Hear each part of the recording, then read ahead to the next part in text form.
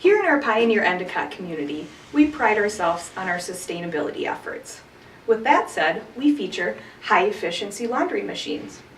There are a few things that you should make note of, though, while using them.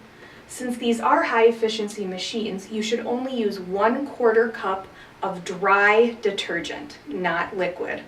And that will go right in the case here. Another thing to note is to not try to pull the door open while the cycle is in motion. It will not open and you could break your machine. Always leave the washer door open when not in use. That way it gives it time to air out and not produce any mold or mildew. On the dryer, you should always clean the lint filter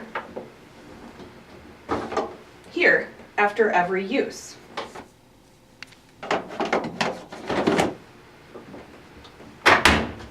And then about 3 to 4 times per year, you also want to clean what we call the cool air filter.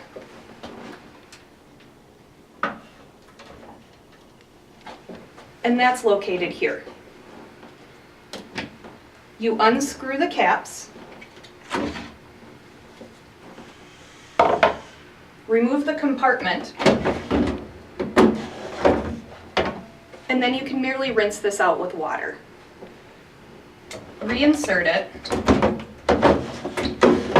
with the handle on bottom.